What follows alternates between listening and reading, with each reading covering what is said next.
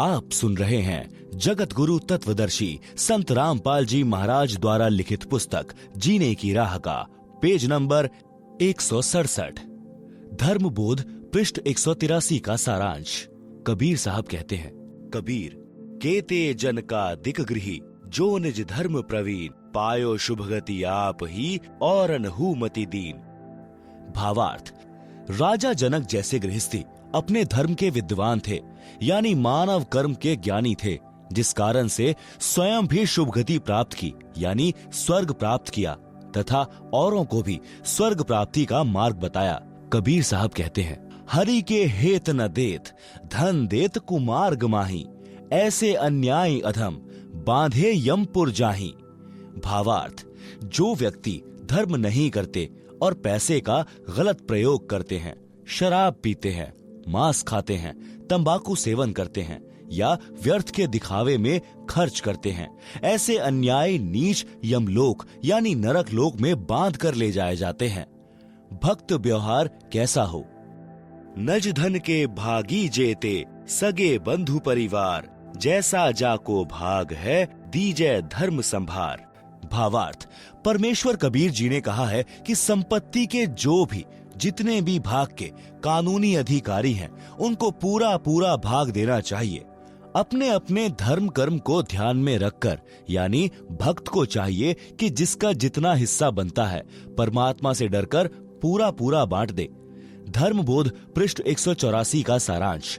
कबीर साहब कहते हैं, खाट पड़े तब झखई नयनन आवे नीर, यतन तब कुछ बने नहीं तनु व्याप मृत्यु पीर। भावार्थ, वृद्ध होकर या रोगी होकर जब मानव चारपाई पर पड़ा होता है और आंखों में आंसू बह रहे होते हैं, उस समय कोई बचाव नहीं हो सकता।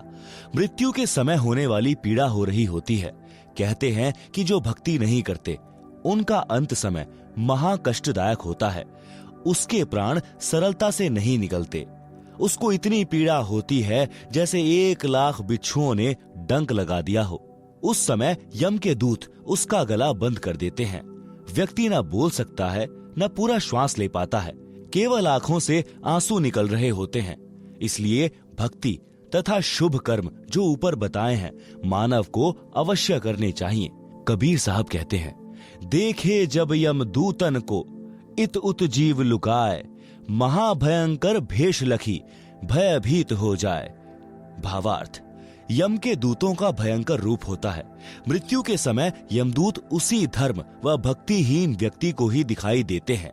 उनको देखकर भय के मारे वह प्राणी शरीर में ही इधर उधर छुपने की कोशिश करता है। कबीर साहब कहते हैं, भक्ति दान किया नहीं अब रह कास की ओट, मार पीट प्राण निकाल ही जम तोड़ेंगे होंठ। भावार्थ, न गुरु किया, न भक्ति और न दान धर्म किया, अब किसकी ओट में बचेगा? यम के दूत मार पीट करके प्राण निकालेंगे और बिना विचारे चोट मारेंगे, यानी बेरहम होकर पीट पीट कर तेरे होठ फोड़ेंगे। होठ फोड़ना बेरहमी से पीटना अर्थात निर्दयता से मारेंगे। आप सुन रहे हैं जगत गुरु तत्वदर्शी संत रामपाल जी महाराज द्वारा लिखित पुस्तक जीने की राह का पेज नंबर 168 धर्मबोध पृष्ठ 185-186 पर सामान्य ज्ञान है। धर्मबोध पृष्ठ 187 का सारांश। कबीर साहब कहते हैं, मान अपमान सम कर जाने तजय जगत की याश, चाह रहित संशय रहित हर्ष शोक नहीं तास। भावार्थ, भक्त को चाहे कोई अपमानित करे उस और ध्यान न दे, उसकी बुद्धि पर रहम करें, और जो सम्मान करता है उस पर भी ध्यान न दें, यानी किसी के सम्मानवश होकर अपना धर्म खराब न करें। हानि लाभ को परमात्मा की देन मानकर संतोष करें। कबीर साहब कहते हैं, मार्ग चले अधोगति चार हाथ माही देख, पर तरिया पर धन ना चाहे समझ धर्म के लेख। भावार्थ, भक्त मार्ग पर चलते समय नीचे देखकर चलें। भक्त की दृष्टि चलते समय 4 हाथ यानी 6 फुट दूर सामने रहनी चाहिए। धर्म कर्म के ज्ञान का विचार करके पर स्त्री तथा पर धन को देखकर दोष दृष्टि न करें। कबीर साहब कहते हैं, पात्र कुपात्र विचार कर, भिक्षा दान जो लेत, नीच अकर्मी सूम का, दान महा दुख देत। भावार्थ, संत यानी गुरु को अपने शिष्य के अतिरिक्त दान भिक्षा नहीं लेनी चाहिए। कुकर्मी तथा अधर्मी का धन बहुत दुखी करता है। पृष्ठ 188 पर सामान्य ज्ञान है। धर्मबोध पृष्ठ 189 पर कबीर साहब कहते हैं, इंद्रिय तत्व प्रकृति से आत्म जान पार, जाप एक पल नहीं छूटे, टूट न पावे तार। भावार्थ, आत्मा को पांचों तत्वों से भिन्न जाने। शरीर आत्मा नहीं है। निरंतर सतनाम का जाप करें। कबीर साहब कहते हैं, जब जप करी के थक गए, हरि यश गावे संत, कै जिन धर्म पुराण पढ़े, ऐसो धर्म सिद्धांत। भावार्थ, यदि भक्त जाप करते करते थक जाए तो परमात्मा की महिमा की वाणी पढ़ें। यदि याद है तो गाएं या अपने धर्म की पुस्तकों को पढ़ें। यह धार्मिक सिद्धांत है। धर्मबोध पृष्ठ 190 का सारांश। कबीर साहब कहते हैं, ज्ञानी रोगी अर्थार्थी जिज्ञासु ये चार, सो सब ही हरि ध्यावते, ज्ञानी उतरे पार। भावार्थ, परमात्मा की भक्ति चार प्रकार के व्यक्ति करते हैं। पहला, ज्ञानी। ज्ञानी को विश्वास हो जाता है कि मानव जीवन केवल परमात्मा की भक्ति करके जीव का कल्याण कराने के लिए प्राप्त होता है। उनको यह भी समझ होती है कि केवल एक पूर्ण परमात्मा की भक्ति से मोक्ष होगा। अन्य देवी देवताओं की भक्ति से जन्म मरण का कलेश नहीं कटेगा। पूर्ण सद्गुरु से दीक्षा लेकर बात बनेगी। इसलिए ज्ञानी भक्त पार होते हैं। दूसरा, अर्थार्थी, जो धन लाभ के लिए भक्ति करते हैं। तीसरा, आर्थ यानी संकटग्रस्त, केवल अपने संकट का नाश करने के लिए भक्ति करते हैं। चौथा, जिज्ञासु। जिज्ञासु परमात्मा का ज्ञान अधूरा समझते हैं और वक्ता बनकर महिमा की भूख में जीवन नाश कर जाते हैं। यही प्रमाण गीता अध्याय 7 श्लोक 16-17 में भी है। आप सुन रहे हैं जगत गुरु तत्वदर्शी संत रामपाल जी महाराज द्वारा लिखित पुस्तक जीने की राह का पेज नंबर 169, धर्मबोध पृष्ठ 191 का सारांश। कबीर साहब कहते हैं, क्षमा समान न तप, सुख नहीं संतोष समान, तृष्णा समान नहीं व्याधि कोई, धर्म न दया समान। भावार्थ, परमेश्वर कबीर जी ने कहा है कि क्षमा करना बहुत बड़ा तप है। इसके समान तप नहीं है। संतोष के तुल्य कोई सुख नहीं है। किसी वस्तु की प्राप्ति की इच्छा के समान कोई आपदा नहीं है और दया के समान धर्म नहीं है। कबीर साहब कहते हैं, योग यानी भक्ति के अंग 5 हैं। संयम मनन एकांत, विषय त्याग नाम रटन, होए मोक्ष निश्चिंत। भावार्थ, भक्ति के 4 आवश्यक पहलू हैं। संयम यानी प्रत्येक कार्य में संयम बरतना चाहिए। धन संग्रह करने में, बोलने में, खाने पीने में, विषय भोगों में संयम रखें, यानी भक्त को कम बोलना चाहिए। विषय विकारों का त्याग करना चाहिए। परमात्मा का भजन तथा परमात्मा की वाणी प्रवचनों का मनन करना अनिवार्य है। ऐसे साधना तथा मर्यादा पालन करने से मोक्ष निश्चित प्राप्त होता है। पूर्ण परमात्मा भक्त की आयु भी बढ़ा देता है। ऋग्वेद मंडल 10 सूक्त 161 मंत्र 2 में कहा है कि पूर्ण प्रभु अपने भक्त का रोग समाप्त कर देता है। यदि रोगी की आयु शेष नहीं, वह मृत्यु देवता के पास जाने वाला हो, तो भी परमात्मा उसको स्वस्थ करके 100 वर्ष यानी 100 वर्ष तक जीवन दे देता है। उसकी आयु वृद्धि कर देता है। पढ़ें कबीर सागर के अध्याय गरुड़ बोध से प्रमाण। अध्याय गरुड़ बोध का सारांश। कबीर सागर में 11वां अध्याय गरुड़ बोध पृष्ठ 65-625 पर है। परमेश्वर कबीर जी ने धर्मदास जी को बताया कि मैंने विष्णु जी के वाहन पक्षीराज गरुड़ जी को उपदेश दिया, उसको सृष्टि रचना सुनाई। अमर लोक की कथा सत्य पुरुष की महिमा सुनकर गरुड़ देव अचंभित हुआ। अपने कानों पर विश्वास नहीं कर रहे थे। मन मन में विचार कर रहे थे कि मैं आज यह क्या सुन रहा हूँ। मैं कोई स्वप्न तो नहीं देख रहा हूँ। आप सुन रहे हैं जगत गुरु तत्वदर्शी संत रामपाल जी महाराज द्वारा लिखित पुस्तक जीने की राह का पेज नंबर 170। मैं किसी अन्य देश में तो नहीं चला गया हूँ। जो देश और परमात्मा मैंने सुना है वह जैसे मेरे सामने चलचित्र रूप में चल रहा है। जब गरुड़ देव इन ख्यालों में खोए थे तब मैंने कहा, हे पक्षीराज, क्या मेरी बातों को झूठ माना है? चुप हो गए हो। प्रश्न करो, यदि कोई शंका है तो समाधान कराओ। यदि आपको मेरी वाणी से दुख हुआ है तो क्षमा करो। मेरे इन वचनों को सुनकर खगेश की आंखें भर आई और बोले कि हे देव, आप कौन हैं? आपका उद्देश्य क्या है? इतनी कड़वी सच्चाई बताई है जो हजम नहीं हो पा रही है, जो आपने अमर लोक में अमर परमेश्वर बताया है। यदि यह सत्य है तो हमें धोखे में रखा गया है। यदि यह बात असत्य है तो आप निंदा के पात्र हैं, अपराधी हैं। यदि सत्य है तो गरुड़ आपका दास खास है। परमेश्वर कबीर जी ने धर्मदास जी को बताया कि मैंने कहा, हे गरुड़ देव, जो शंका आपको हुई है यह स्वाभाविक है, परंतु आपने संयम से काम लिया है। यह आपकी महानता है। परंतु मैं जो आपको अमर पुरुष तथा सत्य लोक की जानकारी दे रहा हूँ वह परम सत्य है। मेरा नाम कबीर है। मैं उसी अमर लोक का निवासी हूँ। आपको काल ब्रह्म ने भ्रमित कर रखा है। यह ज्ञान ब्रह्मा, विष्णु तथा शिव जी को भी नहीं है।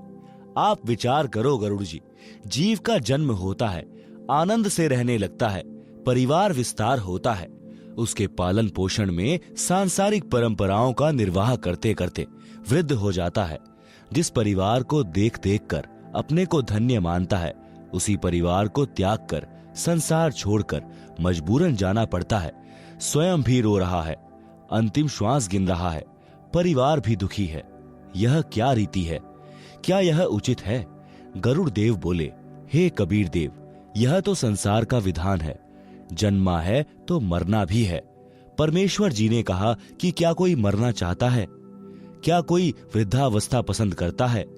गरुड़ देव का उत्तर, नहीं। परमेश्वर कबीर जी ने कहा कि यदि ऐसा हो कि न वृद्ध अवस्था हो न मृत्यु तो कैसा लगे? गरुड़ देव जी ने कहा कि कहना ही क्या, ऐसा हो जाए तो आनंद हो जाए। परंतु यह तो ख्वाबी ख्याल यानी स्वप्न विचार जैसा है।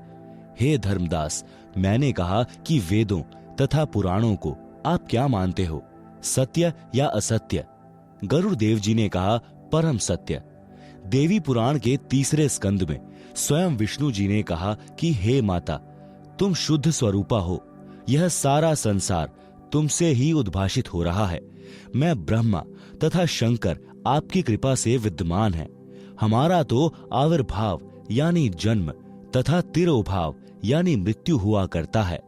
परमेश्वर कबीर जी के मुख कमल से ऐसे पुख्ता प्रमाण यानी सटीक प्रमाण सुनकर गरुड़ देव चरणों में गिर गए, अपने भाग्य को सराहा और कहा कि जो देव सृष्टि की रचना ब्रह्मा, विष्णु, महेश तथा दुर्गा देव तथा निरंजन तक की उत्पत्ति जानता है, वह ही रचनहार परमेश्वर है।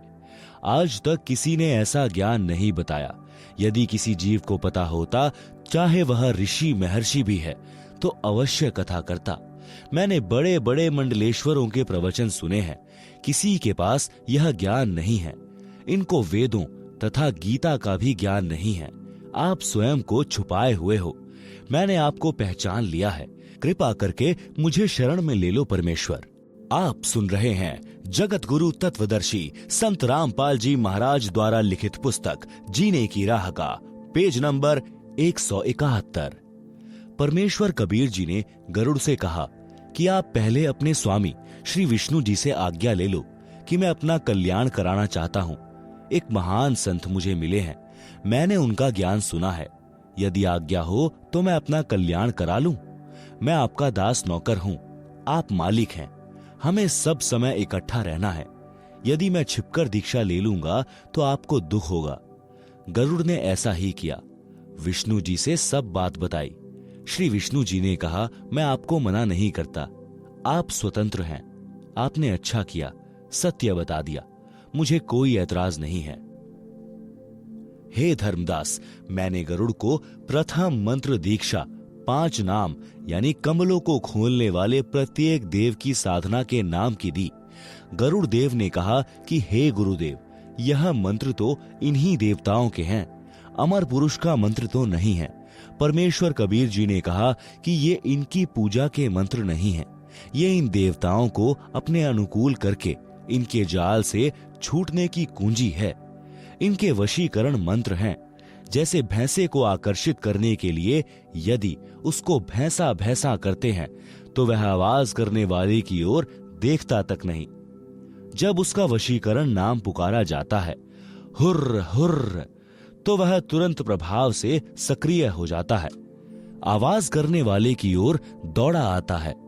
आवाज करने वाला व्यक्ति उससे अपनी भैंस को गर्भ धारण करवाता है। इसी प्रकार आप यदि श्री विष्णु जी के अन्य किसी नाम का जाप करते रहें, वे ध्यान नहीं देते। जब आप इस मंत्र का जाप करोगे तो विष्णु देव जी तुरंत प्रभावित होकर साधक की सहायता करते हैं। ये देवता तीनों लोकों, पृथ्वी, स्वर्ग तथा पाताल के प्रधान देवता हैं। ये केवल संस्कार कर्म लिखा ही दे सकते हैं। इस मंत्र के जाप से हमारे पुण्य अधिक तथा भक्ति धन अधिक संग्रहित हो जाता है। उसके प्रतिफल में ये देवता साधक की सहायता करते हैं। इस प्रकार इनकी साधना तथा पूजा का अंतर समझना है। जैसे अपने को आम खाने हैं तो पहले मेहनत, मजदूरी, नौकरी करेंगे, धन मिलेगा तो आम खाने को मिलेगा। नौकरी पूजा नहीं होती, उस समय हमारा पूज्य आम होता है।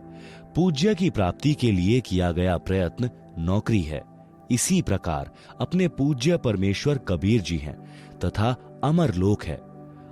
उसके लिए हम श्री ब्रह्मा, श्री विष्णु, श्री शिव, श्री गणेश तथा श्री दुर्गा जी की मजदूरी करते हैं, साधना करते हैं, पूजा परमेश्वर की करते हैं। गरुड़ जी बड़े प्रसन्न हुए और इस अमृत ज्ञान की चर्चा हेतु श्री ब्रह्मा जी से मिले। उनको बताया कि मैंने एक महर्षि से अद्भुत ज्ञान सुना है, मुझे उनका ज्ञान सत्य लगा है। उन्होंने बताया कि आप यानी ब्रह्मा, विष्णु तथा शिव नाशवान हो, पूर्ण करतार नहीं हो। आप केवल भाग्य में लिखा ही दे सकते हो। आप किसी की आयु वृद्धि नहीं कर सकते हो। आप किसी के कर्म कम अधिक नहीं कर सकते। पूर्ण परमात्मा अन्य है, अमर लोक में रहता है। वह पाप कर्म काट देता है, वह मृत्यु को टाल देता है, आयु वृद्धि कर देता है। प्रमाण भी वेदों में बताया है। ऋग्वेद मंडल 10 सूक्त 161 मंत्र 2 में कहा है कि रोगी का रोग बढ़ गया है, वह मृत्यु को प्राप्त हो गया है, तो भी मैं उस भक्त को मृत्यु देवता से छुड़वा लाऊं, उसको नवजीवन प्रदान कर देता हूं, उसको पूर्ण आयु जीने के लिए देता हूं। आप सुन रहे हैं जगत गुरु तत्वदर्शी संत रामपाल जी महाराज द्वारा लिखित पुस्तक जीने की राह का पेज नंबर 172। ऋग्वेद मंडल 10 सूक्त 161 मंत्र 5 में कहा है कि हे पुनर्जन्म प्राप्त प्राणी, तू मेरी भक्ति करते रहना।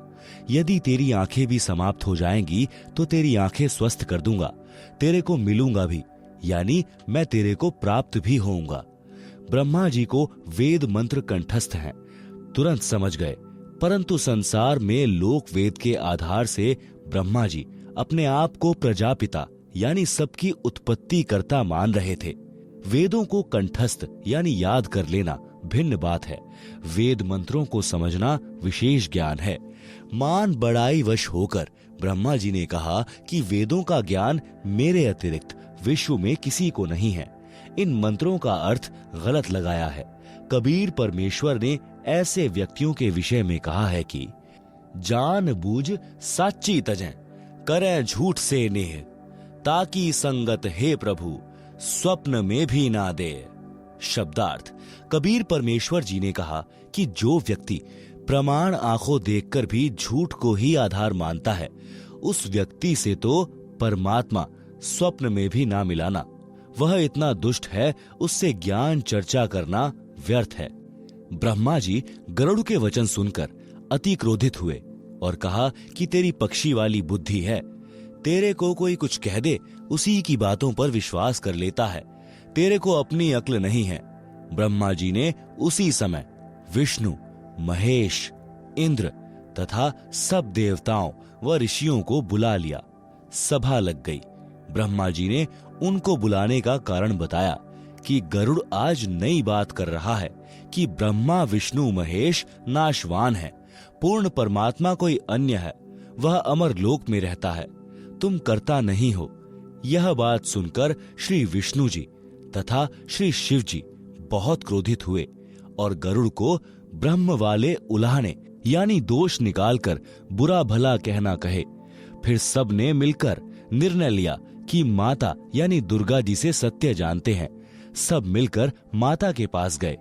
यही प्रश्न पूछा कि क्या हमारे यानी ब्रह्मा विष्णु तथा महेश से अन्य कोई पूर्ण प्रभु है? क्या हम नाशवान हैं?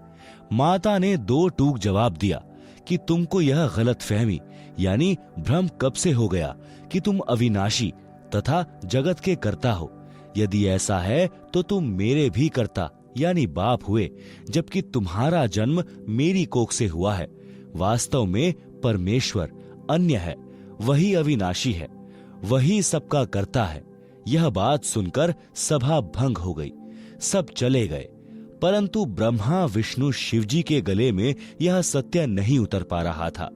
उन्होंने गरुड़ को बुलाया। गरुड़ ने आकर प्रणाम किया, आदेश पाकर बैठ गया। आप सुन रहे हैं जगत गुरु तत्वदर्शी संत रामपाल जी महाराज द्वारा लिखित पुस्तक जीने की राह का पेज नंबर 173। तीनों देवताओं ने कहा, हे पक्षीराज, आपको कैसे विश्वास हो कि हम जगत के कर्ता हैं? आप जो चाहो परीक्षा करो। गरुड़ जी उठकर उड़कर मेरे पास यानी कबीर जी के पास आए तथा सब वृतांत बताया।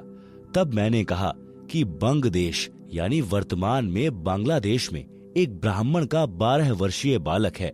उसकी आयु समाप्त होने वाली है। वह कुछ दिन का मेहमान है।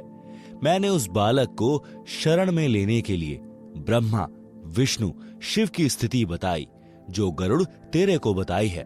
उस बालक ने बहुत विवाद किया और मेरे ज्ञान को नहीं माना। तब मैंने उस बालक से कहा कि तेरी आयु 3 दिन शेष है। यदि तेरे ब्रह्मा विष्णु शिव समर्थ हैं तो अपनी रक्षा कराओ। मैं इतना कहकर अंतर्ध्यान हो गया। बालक बेचैन है। उस बालक को लेकर देवताओं के पास जाओ। उनसे कुछ बनना नहीं है। फिर आप मेरे से ध्यान से बातें करना।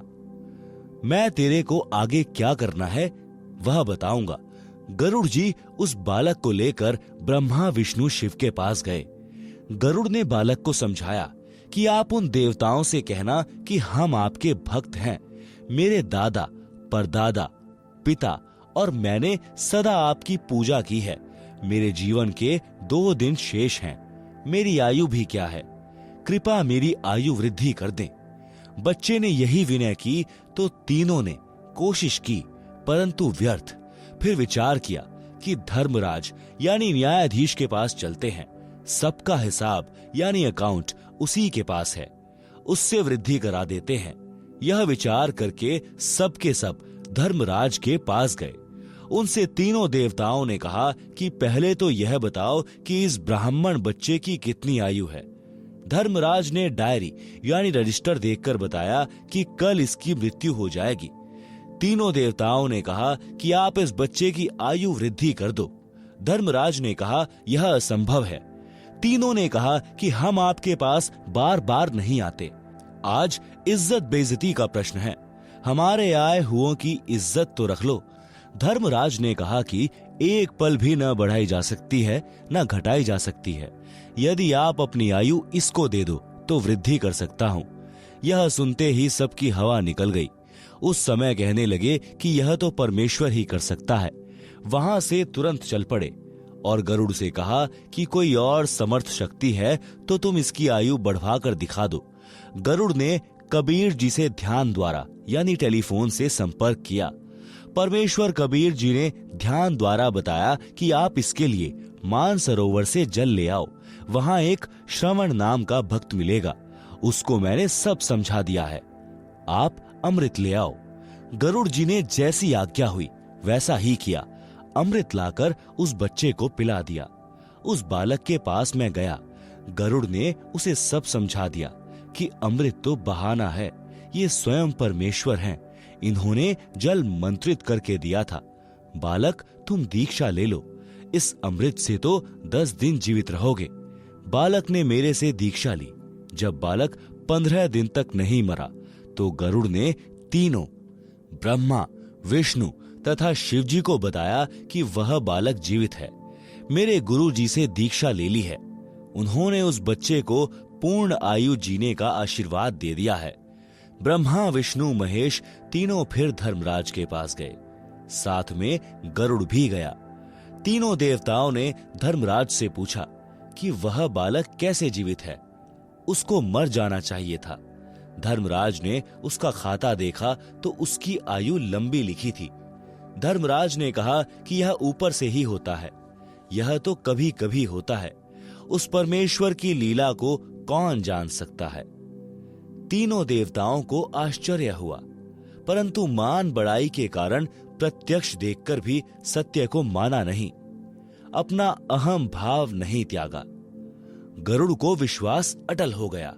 कबीर साहब कहते हैं, राज तजना सहज है, सहज त्रिया का नेह, मान बड़ाई ईर्ष्या, दुर्लभ तजना ये है। आप सुन रहे हैं जगत गुरु तत्वदर्शी संत रामपाल जी महाराज द्वारा लिखित पुस्तक जीने की राह का पेज नंबर 174। शब्दार्थ। अध्यात्म ज्ञान के अभाव के कारण मानव को कुछ असाध्य बुराई घेर लेती है, जैसे मान बड़ाई, ईर्ष्या। मान बड़ाई का अर्थ है पद या धन के अहंकार के कारण सम्मानित व्यक्ति।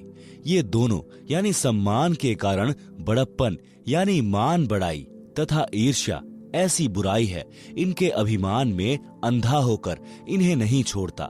राज त्याग सकता है, स्त्री को त्याग सकता है, परंतु इन दोनों को त्यागना कठिन है। इस गरुड़ बोध के अंत में वासुकी नाग कन्या वाला प्रकरण गलत तरीके से लिखा है। इसमें गरुड़ को गुरु पद का चित्रार्थ कर रखा है। वह ऐसा नहीं है। जो भी किया परमेश्वर कबीर जी ने किया है। अब पढ़ें कुछ अमृतवाणी गरुड़ बोध से। धर्मदास वचन। धर्मदास बीनती करे, सुनहु जगत आधार, गरुड़ बोध भेद सब, अब कहो तत्व विचार। शब्दार्थ।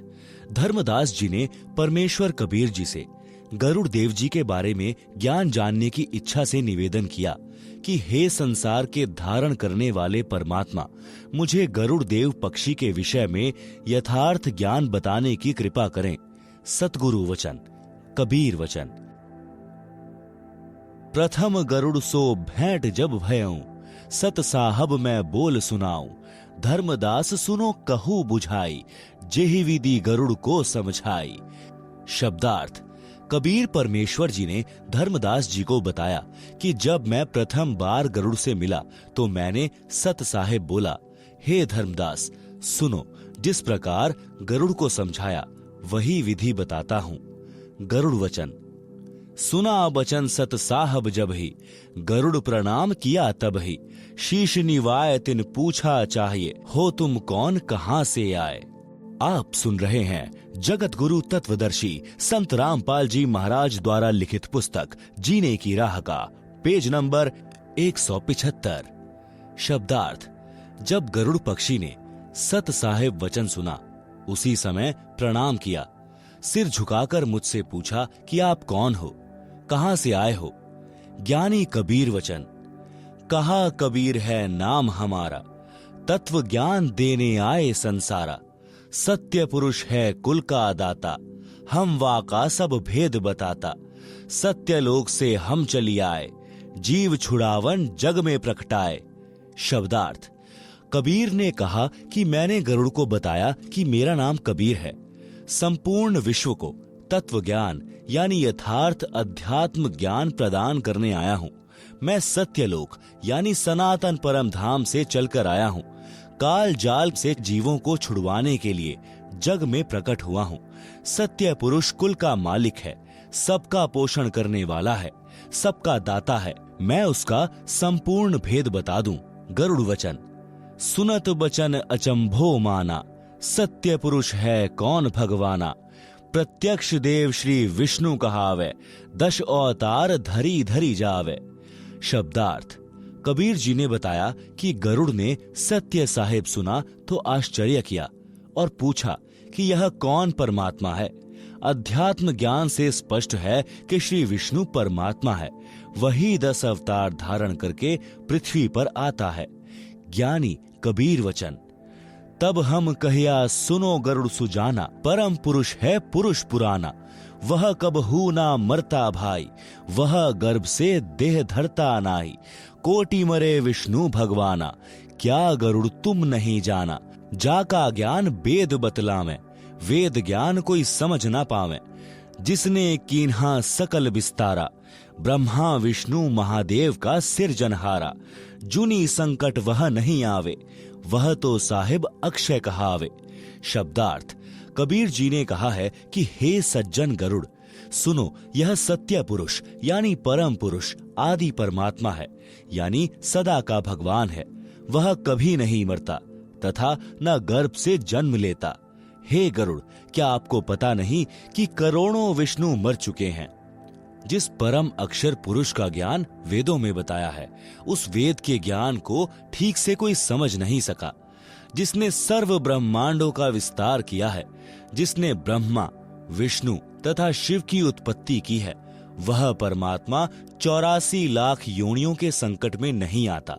वह तो अविनाशी कहा जाता है। गरुड़ वचन।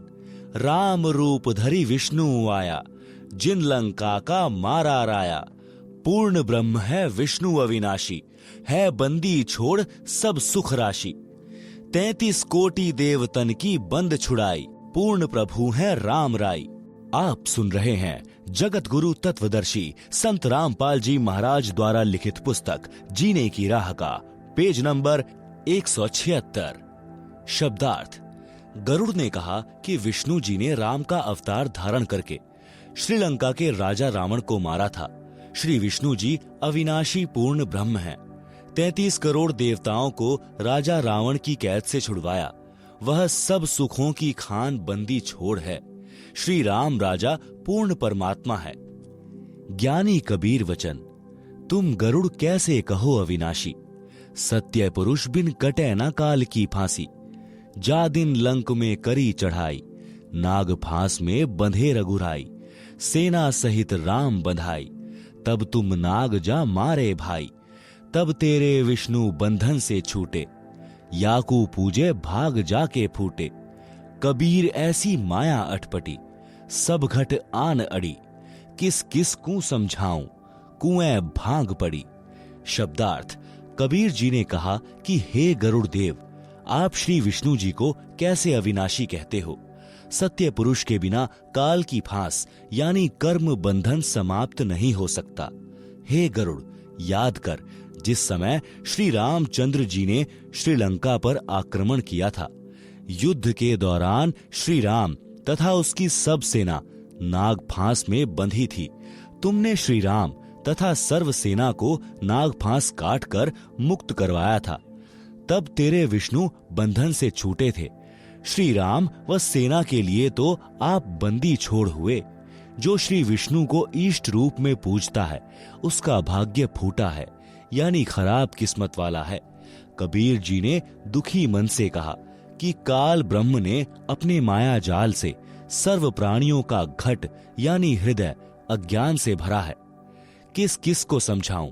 यह तो ऐसी समस्या है जैसे किसी ने कुएं के जल में 1 क्विंटल भांग कूट पीस कर मिलाई हो। जो भी व्यक्ति उस कुएं के जल को पिएगा, उसको भी नशा हो जाएगा। जितने भी व्यक्ति उस भांग को पीकर नशे में होते हैं, उन सबकी एक जैसी लड़खड़ाकर चाल, तुतलाई बोली होती है। यही दशा काल ब्रह्म के द्वारा भ्रमित प्राणियों की है। वे सब यही कहते हैं कि श्री विष्णु तथा श्री शिव, श्री ब्रह्मा अविनाशी प्रभु हैं, सबके उत्पत्ति, स्थिति तथा संहार करता है। इन तीनों से अन्य कोई परमात्मा ही नहीं है। गरुड़ वचन।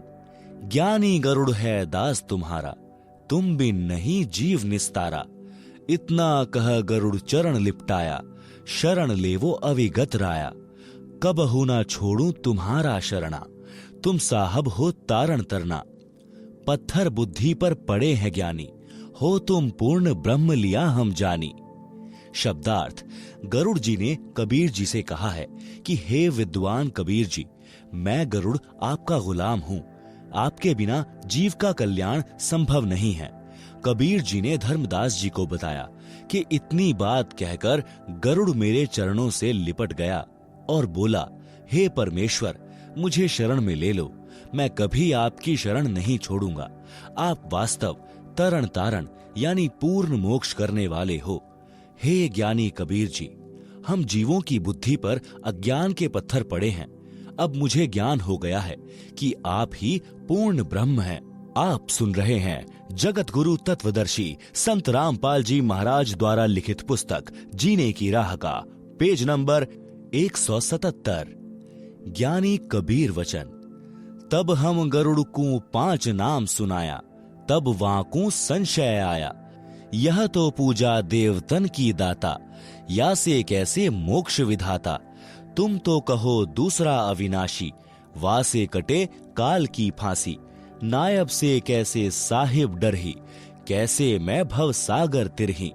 शब्दार्थ, कबीर परमेश्वर जी ने धर्मदास जी को बताया कि गरुड़ की प्रार्थना पर मैंने उसे 5 नाम की दीक्षा मंत्र दिया, जो शरीर में बने कमलों में प्रकट देवताओं व देवी दुर्गा की साधना के हैं। तब गरुड़ को शंका हुई कि हे प्रभु, आपने तो ये मंत्र देवताओं की पूजा के दिए हैं।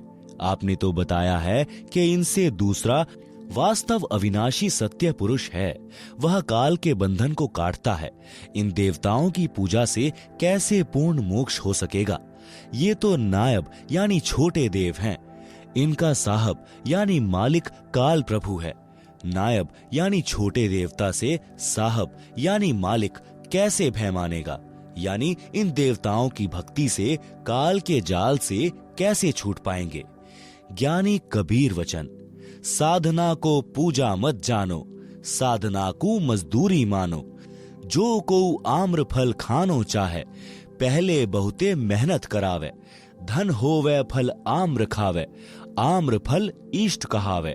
पूजा इष्ट पूज्य की कहिए, ऐसे मेहनत साधना लहिए। यह सुन गरुड़ भयो आनंदा, संशय सूल कियो निकंदा। भावार्थ, परमेश्वर कबीर जी से गरुड़ देव ने कहा कि हे परमेश्वर, आपने तो इन्हीं देवताओं के नाम मंत्र दे दिए, यह इनकी पूजा है। आपने बताया कि ये तो केवल 16 कला युक्त प्रभु हैं। काल 1000 कला युक्त प्रभु है। पूर्ण ब्रह्म असंख्य कला का परमेश्वर है। आपने सृष्टि रचना में यह भी बताया है कि काल ने आपको रोक रखा है। काल ब्रह्म के अधीन तीनों देवता ब्रह्मा, विष्णु, शिव जी हैं। हे परमेश्वर, नायब यानी उप यानी छोटा से साहब यानी स्वामी मालिक कैसे डरेगा, यानी ब्रह्मा, विष्णु, शिव जी तो केवल काल ब्रह्म के नायब हैं। जैसे नायब तहसीलदार यानी छोटा तहसीलदार होता है, तो छोटे से बड़ा कैसे डर मानेगा। भावार्थ है कि ये काल ब्रह्म के नायब हैं। आपने इनकी भक्ति बताई है, इनके मंत्र जाप दिए हैं। ये नायब अपने साहब यानी काल ब्रह्म से हमें कैसे छुड़वा सकेंगे। तब परमेश्वर कबीर जी ने पूजा तथा साधना में भेद बताया कि यदि किसी को आम्र फल यानी आम का फल खाने की इच्छा हुई है, तो आम फल उसका पूज्य है। उस पूज्य वस्तु को प्राप्त करने के लिए किया गया प्रयत्न साधना कही जाती है। जैसे धन कमाने के लिए मेहनत करनी पड़ती है, उस धन से आम मोल लेकर खाया जाता है। इसी प्रकार पूर्ण परमात्मा हमारा इष्ट देव यानी पूज्य देव है। जो देवताओं के मंत्र का जाप मेहनत यानी मजदूरी है। जो नाम जाप की कमाई रूपी भक्ति धन मिलेगा, उसको काल ब्रह्म में छोड़कर कर्ज मुक्त होकर अपने इष्ट यानी पूज्य देव कबीर देव यानी कबीर देव को प्राप्त करेंगे। यह बात सुनकर गरुड़ जी अति प्रसन्न हुए तथा गुरु के पूर्ण गुरु होने का भी साक्ष्य मिला कि पूर्ण गुरु ही शंका का समाधान कर सकता है, और दीक्षा प्राप्ति की। गरुड़ को त्रेता युग में शरण में लिया था। श्री विष्णु जी का वाहन होने के कारण तथा बार बार उनकी महिमा सुनने के कारण तथा कुछ चमत्कार श्री विष्णु जी के देखकर गरुड़ जी की आस्था गुरु जी में कम हो गई, परंतु गुरु द्रोही नहीं हुआ। फिर किसी जन्म में मानव शरीर प्राप्त करेगा, तब परमेश्वर कबीर जी गरुड़ जी की आत्मा को शरण में लेकर मुक्त करेंगे। दीक्षा के पश्चात गरुड़ जी ने ब्रह्मा, विष्णु तथा शिव जी से ज्ञान चर्चा करने का विचार किया। गरुड़ जी चलकर ब्रह्मा जी के पास गए, उनसे ज्ञान चर्चा की। आप सुन रहे हैं जगत गुरु तत्वदर्शी संत रामपाल जी महाराज द्वारा लिखित पुस्तक जीने की राह का पेज नंबर 178। गरुड़ वचन ब्रह्मा के प्रति। ब्रह्मा कहा, तुम कैसे आए? कहो गरुड़ मोहे अर्थाए। तब हम कहा, सुनो निरंजन पूता, आया तुम्हें जगावन सूता। जन्म मरण एक झंझट भारी, पूर्ण मोक्ष कराओ त्रिपुरारी। शब्दार्थ। परमेश्वर कबीर जी से दीक्षा लेने के पश्चात तथा संसार की उत्पत्ति की कथा सुनकर गरुड़ जी को पूर्ण विश्वास हो गया कि जो ज्ञान पुराणों व वेदों में है वह ज्ञान कबीर जी के ज्ञान से मिलता है, तो जो अन्य ज्ञान है वह गलत नहीं हो सकता। सृष्टि की उत्पत्ति का ज्ञान उत्पत्ति करता यानी परमेश्वर के बिना कोई नहीं बता सकता। यह ऋषि नहीं परमेश्वर हैं। यह विचार करके गरुड़ जी श्री ब्रह्मा जी के लोक में गए, क्योंकि ब्रह्मा जी को वेदों का ज्ञाता माना जाता है। ब्रह्मा ने गरुड़ से आने का कारण जानना चाहा कि बताओ गरुड़, कैसे आना हुआ। गरुड़ ने कारण बताते हुए कहा कि हे ज्योति निरंजन के पुत्र यानी ब्रह्मा, सुनो मेरे आने का कारण।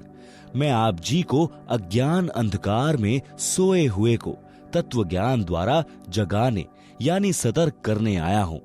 जन्म मरण का भारी संकट है, आप अपना पूर्ण मोक्ष करवाओ।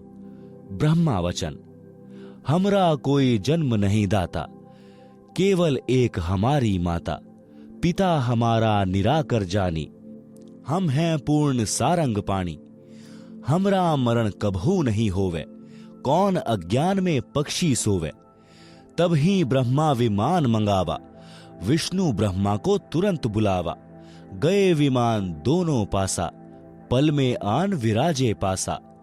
इंद्र कुबेर वरुण बुलाए, 33 करोड़ देवता आए। आए ऋषि मुनि और नाथा, सिद्ध साधक सब आ जाता। ब्रह्मा कहा, गरुड़ नींद में बोले, कोरी झूठ कुफर बहु तोले। कह कोई और है सिरजनहारा, जन्म मरण बतावे हमारा। ताते मैं ये मजलिस जोड़ी, गरुड़ के मन क्या बाता दौड़ी। ऋषि मुनि अनुभव बताता, ब्रह्मा विष्णु शिव विधाता। निर्गुण सरगुण यही बन जावें, कबहू नहीं मरण में आवें।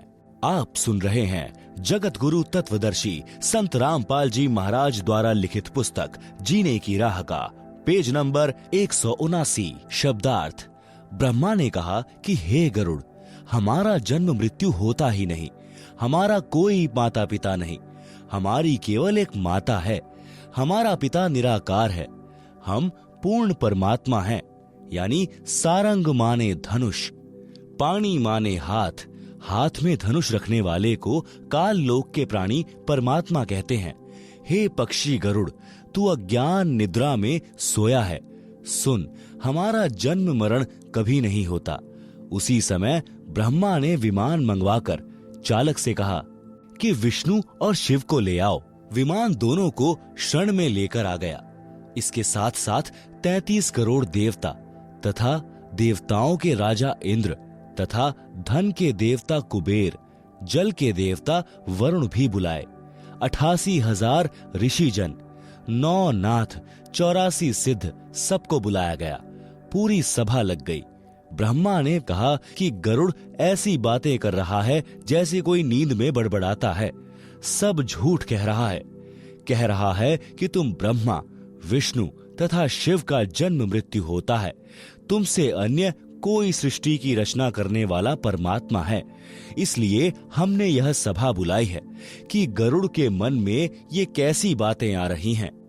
ब्रह्मा जी कहते रहे थे कि सब ऋषि व मुनि यानी साधक अपना अनुभव बताते हैं कि ब्रह्मा, विष्णु तथा शिव जगत के उत्पत्तिकर्ता परमात्मा हैं।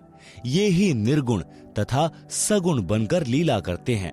इनकी कभी मृत्यु नहीं होती। विष्णु वचन। पक्षी राज यह क्या मन में आई, पाप लगे बना आलोचक भाई। हमसे और कौन बड़ेरा दाता, हम हैं कर्ता और चौथी माता। तुमरी मति अज्ञान हर लीनी, हम हैं पूर्ण करतार तीनी। शब्दार्थ। विष्णु ने कहा कि हे पक्षियों के राजा गरुड़, तेरे मन में यह गलत बात कैसे आई कि हमारा जन्म मरण होता है। आप तो निंदा के पात्र बन गए हैं। हमसे बड़ा कौन परमात्मा है। हम तीनों तथा चौथी माता दुर्गा ही इस संसार के कर्ता हैं। तेरी बुद्धि अज्ञान ने समाप्त कर दी है। हमसे कोई अन्य सृष्टि का उत्पत्ति करता बता रहा है। हम तीनों पूर्ण करतार यानी पूर्ण परमात्मा हैं, सृष्टि के उत्पत्ति करता हैं। महादेव वचन। कह महादेव पक्षी है भोला, हृदय ज्ञान इन नहीं तोला। ब्रह्मा बनावे विष्णु पाले, हम सबका का करते काले। और बता गरुड़ अज्ञानी, ऋषि बतावे तुम नहीं मानी। चलो माता से पूछे बाता, निर्णय करो कौन है विधाता। सबने कहा सही है बानी, निर्णय करेगी माता रानी। सब उठ गए माता पासा, आपन समस्या करी प्रकाशा। आप सुन रहे हैं जगत गुरु तत्वदर्शी संत रामपाल जी महाराज द्वारा लिखित पुस्तक जीने की राह का पेज नंबर 180। शब्दार्थ। महादेव यानी शिवजी ने कहा कि यह पक्षी भोला है। इसने अपने ज्ञान की जांच किए बिना ही बोल रहा है। ब्रह्मा जीव की उत्पत्ति करता है, विष्णु पालन करता है, मैं संहार करता हूँ। हे अज्ञानी गरुड़, तू बता अन्य कौन समर्थ प्रभु है। श्री शिवजी ने उपस्थित सभा से कहा कि चलो माता दुर्गा जी से जानते हैं कि पूर्ण परमात्मा कौन है, निर्णय करके बताएं। शिवजी की राय का सबने अनुमोदन किया।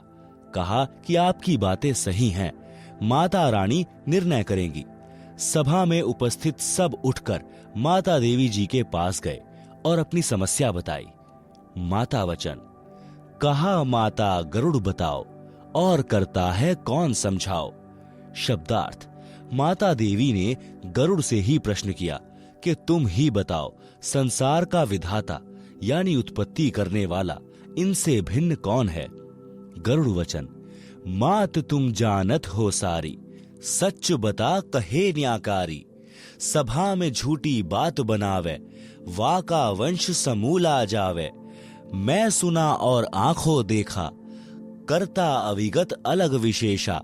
जहां से जन्म हुआ तुम्हारा, वह है सबका सर्जनहारा। वेद जाका नित गुण गावे, केवल वही एक अमर बतावे। मर हैं ब्रह्मा विष्णु नरेशा, मर हैं सब शंकर शेषा। अमर पुरुष सतपुरु रहता, अपने मुख सत्य ज्ञान वह कहता। वेद कहें वह पृथ्वी पर आवे, भूले जीवन को ज्ञान बतलावे।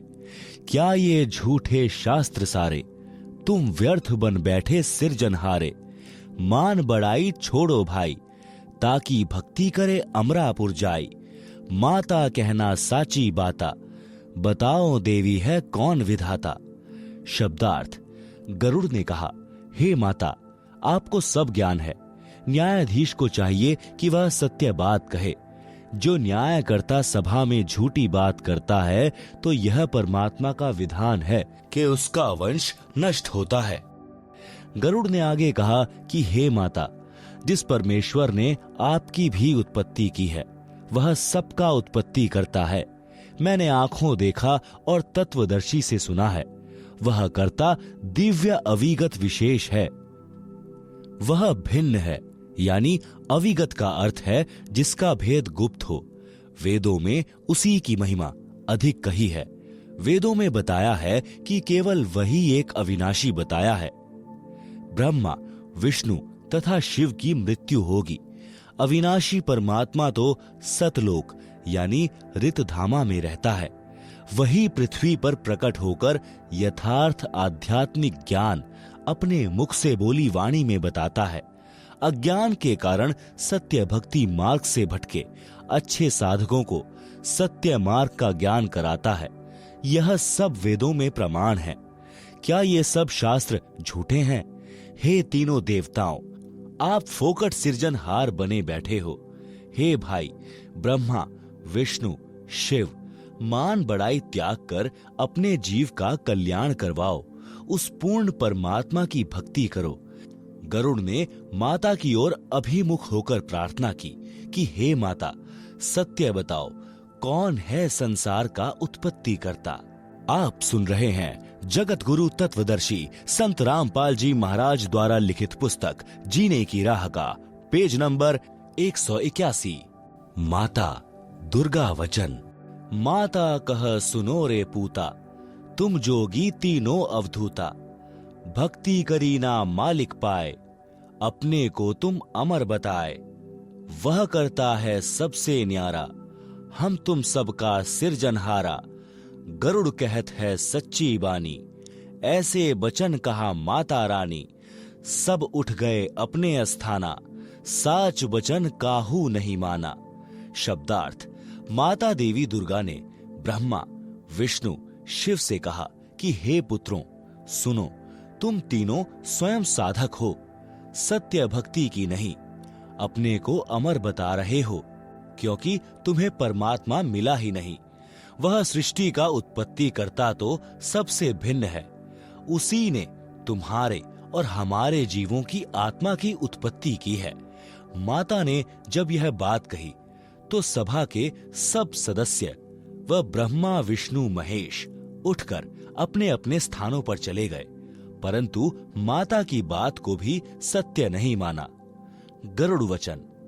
ब्रह्मा विष्णु मोहे बुलाया, महादेव भी वहां बैठ पाया। तीनों कहे कोई दो प्रमाणा, तब हम तोहे साचा जाना।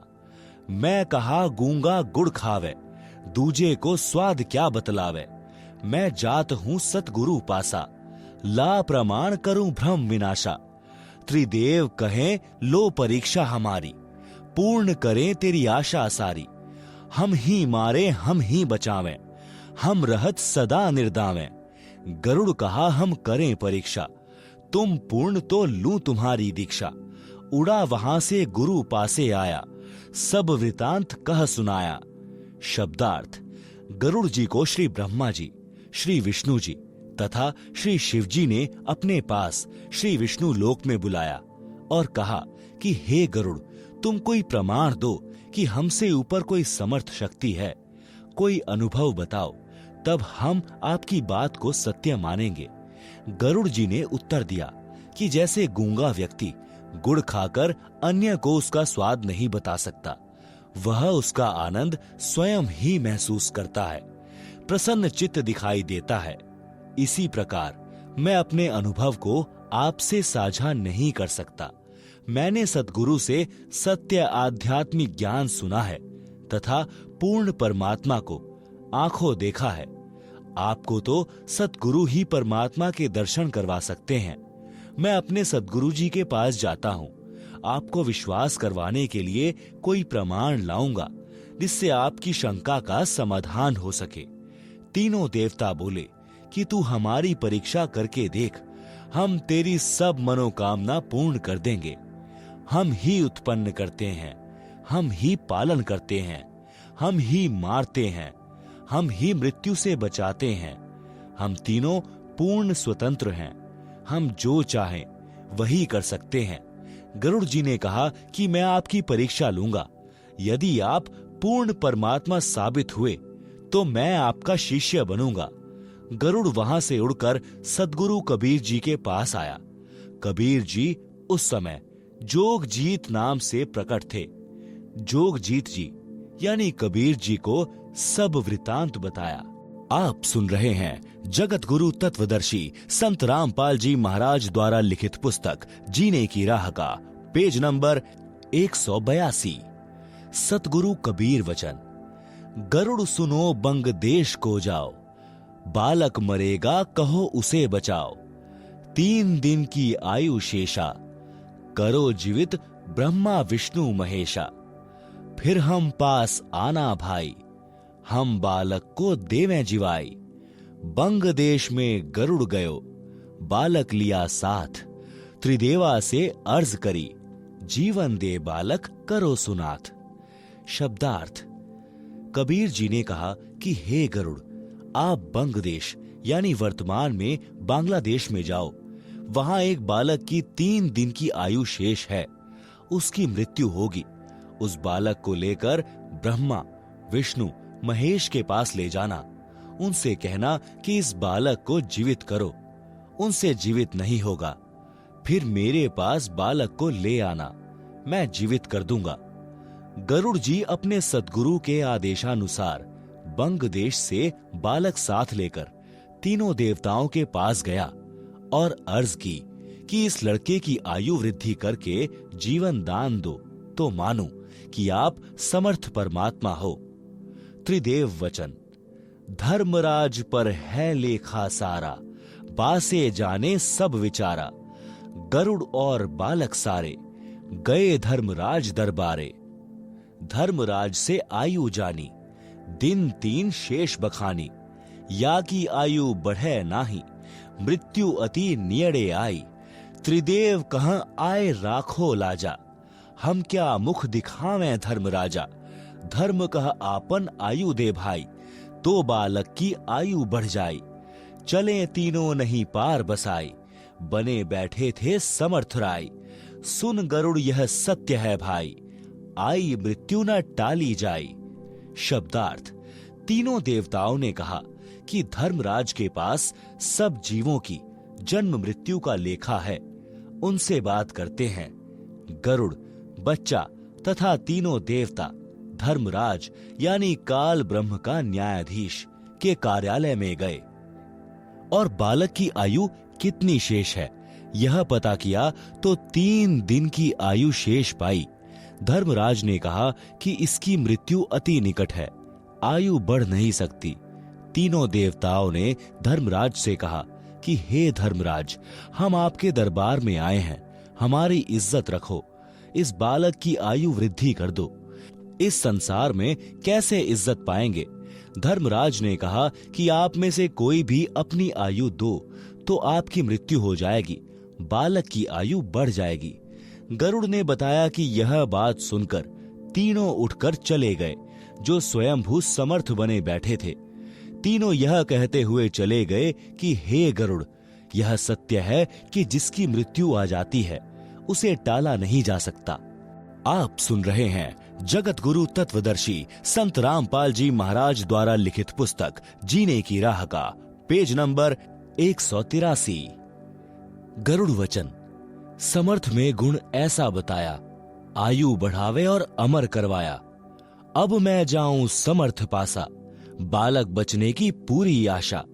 गया गरुड़ कबीर की शरणा, दया करो हो साहब जरना। शब्दार्थ। गरुड़ ने कहा कि समर्थ में यह शक्ति बताई है कि साधक की आयु वृद्धि करता है तथा जन्म मरण को सदा के लिए समाप्त करके अमर कर देता है। अब मैं समर्थ परमेश्वर के पास जाता हूं, लड़के की मृत्यु टलने की पूरी आश है। यह कहकर गरुड़ जी ने बालक को उसके घर छोड़ा और कबीर परमेश्वर के पास गया और कहा कि हे परमात्मा, बच्चे को जीवित करने की दया करो ताकि जनता को आपके सामर्थ्य पर विश्वास हो सके। कबीर साहब वचन। सुनो गरुड़ एक अमर बानी, यह अमृत ले बालक पिलानी। जीवे बालक उमर बढ़ जावे, जग बिचरे बालक निर्दावे। बालक लाना मेरे पासा, नाम दान कर काल विनाशा। जैसा कहा गरुड़ ने कीन्हा, बालक कूंजा अमृत दीना। ले बालक तुरंत ही आए, सतगुरु से दीक्षा पाए। आशीर्वाद दिया सतगुरु स्वामी, दया करी प्रभु अंतर्यामी। बदला धर्मराज का लेखा, ब्रह्मा विष्णु शिव आंखों देखा। गए फिर धर्मराज दरबारा, लेखा फिर दिखाऊं तुम्हारा। धर्मराज जब खाता खोला, अचर्ज देख मुख से बोला। परमेश्वर का ये खेल निराला, उसका क्या करत है काला। वो समर्थ राखन हारा, वाने लेख बदल दिया सारा। 100 वर्ष है बालक जीवे, भक्ति ज्ञान सुधारस पीवे, यह भी लेख इसी के माही। आंखों देखो झूठी नाही, देखा लेखा तीनों देवा, अचर्ज हुआ कहूं क्या भेवा। बोले ब्रह्मा विष्णु महेशा, परम पुरुष है कोई विशेषा। जो चाहे वह मालिक करसी, वाकी शरण फिर कैसी मरसी। पक्षी राज तुम साचे पाए, नाहक हम मगज पचाए। करो तुम जो मान मन तेरा, तुम्हारा गरुड़ भाग बड़ेरा। पूर्ण ब्रह्म अविनाशी दाता, सच में है कोई और विधाता। इतना कह गए अपने धामा, गरुड़ और बालक करी प्रणामा। भक्ति करी बालक चितलाई, गरुड़ अरु बालक भय गुरु भाई। धर्मरास यह गरुड़ को बोधा, एक एक वचन कहा मैं सोधा। शब्दार्थ: कबीर परमेश्वर जी ने अपने करण मंडल यानी लोटे से कुछ जल गरुड़ को दिया और कहा कि यह अमृत जल है, इसे लड़के को पिला दो। इसको पीने से उसकी इच्छा दीक्षा लेने की बनेगी, काल का दबाव हट जाएगा। फिर उस लड़के को मेरे पास लाकर दीक्षा दिलाना। आप सुन रहे हैं जगत गुरु तत्वदर्शी संत रामपाल जी महाराज द्वारा लिखित पुस्तक जीने की राह का पेज नंबर 184। उसका आने वाला काल यानी मृत्यु समाप्त हो जाएगा। सदगुरु के आदेश का पालन गरुड़ ने किया, लड़के को अमृत पिलाया। उससे उसकी प्रबल इच्छा दीक्षा लेने की बनी। गरुड़ बच्चे को सदगुरु जी के पास लाया और दीक्षा दिलाई। परमात्मा ने बालक को आशीर्वाद देकर कृतार्थ किया। उसी समय धर्मराज जी का लेखा बदल गया। इसको तीनों देवताओं ने धर्मराज के दरबार में जाकर अपनी आंखों देखा। धर्मराज ने उसे पढ़कर सुनाया व दिखाया, जिसमें लिखा था कि यह मनुष्य शरीरधारी जीव अब 100 वर्ष तक जीवित रहेगा तथा भक्ति भी करेगा। यह पूर्ण परमात्मा की ओर से आयु वृद्धि की गई है। धर्मराज ने पढ़ा तथा ब्रह्मा विष्णु शिव ने आंखों देखा। यह देखकर उनको आश्चर्य हुआ कि यह कैसे हुआ। धर्मराज ने भी देखकर आश्चर्य किया और कहा कि परमेश्वर की यह अद्भुत लीला है। उसका काल यानी काल ब्रह्म क्या कर सकता है। काल ब्रह्म द्वारा निर्धारित मृत्यु समय परमेश्वर के आदेश से समाप्त हो जाता है। वह अन्य समर्थ जीव का रक्षक है।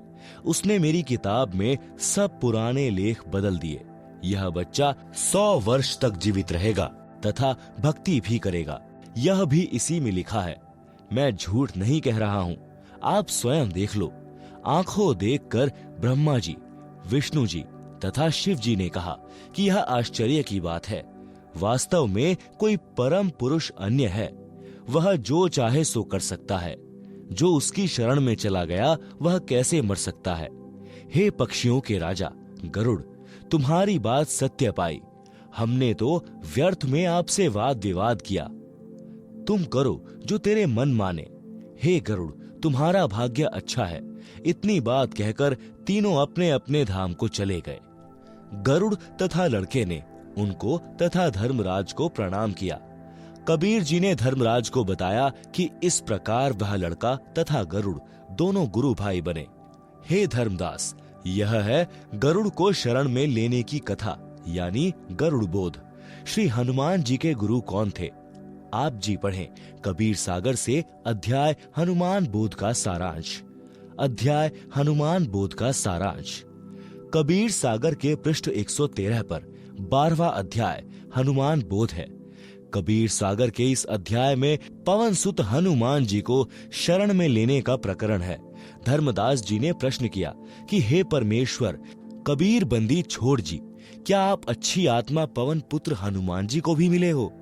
उत्तर परमेश्वर कबीर जी का हाँ। प्रश्न धर्मदास जी का, हे प्रभु, क्या उन्होंने भी आपके ज्ञान को स्वीकारा? वे तो मेरे की तरह श्री राम उर्फ विष्णु जी में अटूट श्रद्धा रखते थे। उनको आपकी शरण में लेना तो सूर्य पश्चिम से उदय करने के समान है।